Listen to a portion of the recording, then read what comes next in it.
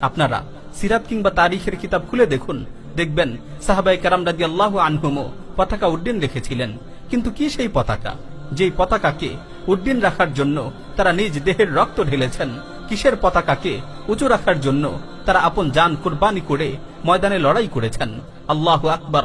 মুতার যুদ্ধে মুসলিম বাহিনীর সেনাপতি যায়েদ ইবনে হারিসা রাদিয়াল্লাহু তাআলা আনহু যখন শহীদ হয়ে গেলেন, জাফর ইবনে আবু তালেব রাদিয়াল্লাহু তাআলা আনহু পতাকা উঠিয়ে পূর্ণ উদ্যমে যুদ্ধ শুরু করলেন। যুদ্ধ চলছে, এমনই মুহূর্তে তিনি ঘোড়া থেকে নেমে ঘোড়ার পা কেটে দিলেন। অতঃপর আঘাতের পর আঘাত এনে কাফিরদের প্রতিহত করতে লাগলেন। এক পর্যায়ে শত্রুপক্ষের আঘাতে তার ডান হাত কেটে গেল। তিনি বাম হাতে পতাকা তুলে নিলেন। এরপর শত্রুর আঘাতে তার বাম হাতও কেটে গেল। জাফর ইবনে আবু তালেব রাদিয়াল্লাহু তাআলা আনহু তার দুহাতের অবশিষ্ট অংশ দিয়ে বুকের সাথে কালেমার পতাকাকে জড়িয়ে ধরলেন। শাহাদাতের আগ পর্যন্ত তিনি তাওহীদের ঝান্ডাকে সমুন্নত রাখলেন।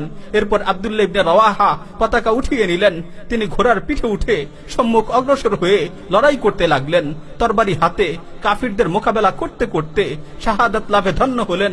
তার শাহাদাতের পর বনু আজলান গোত্রের সাবিত ইবনে আকরাম রাদিয়াল্লাহু তাআলা আনহু লাফ দিয়ে পতাকা উঁচিয়ে ধরলেন। তারপর এই সম্মানের পতাকাকে মুসলিম বাহিনীর নতুন সেনাপতি খালিদ ইবনে ওয়ালিদের হাতে হস্তান্তর করা হলো। তিনি পতাকা হাতে নিয়ে বীর বিক্রমে যুদ্ধ করতে লাগলেন। আর মদিনায় বসে বসে এই ঘটনাই ওহীর মাধ্যমে রাসূল সাল্লাল্লাহু আলাইহি ওয়াসাল্লাম তার সম্মুখে উপবিষ্ট সাহাবায়ে কেরামকে বলছিলেন, পতাকা হাতে যায়েদ যুদ্ধ করছে, সে শহীদ হয়ে গেল। এবার জাফর পতাকা হাতে নিল, তারপর সেও শহীদ হয়ে গেল। এবার আব্দুল্লাহ ইবনে রাওয়াহা পতাকা হাতে নিল, তারপর সেও শহীদ হয়ে গেল। অতঃপর পতাকা হাতে নিল আল্লাহর তরবারির মধ্য হতে একটি তরবারি। এমনকি আল্লাহ তাআলা তার নেতৃত্বে মুসলিম বাহিনীকে বিজয় দান করলেন। প্রিয় মুসলিম ভাই ও বোনেরা, কিসের পতাকাকে সাহাবায়ে কেরাম এভাবে উড্ডীন রেখেছিলেন, শাহাদাতের আগ পর্যন্ত সুউচ্চে ধারণ করেছিলেন? সেই পতাকা হলো ইসলামের পতাকা, তাওহীদের ঝান্ডা, ইসলাম ও মুসলিমদের বিজয়ের পতাকা।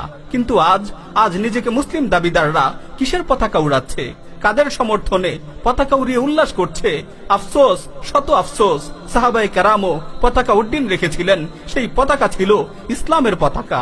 আজকের লাখো লাখো মুসলিম যুবকও পতাকা উড়াচ্ছে, কিন্তু এই পতাকা কাফিরদের পতাকা। সাহাবায়ে কেরামও পতাকা উঁচু করেছিলেন, সেই পতাকা ছিল তাওহীদের পতাকা।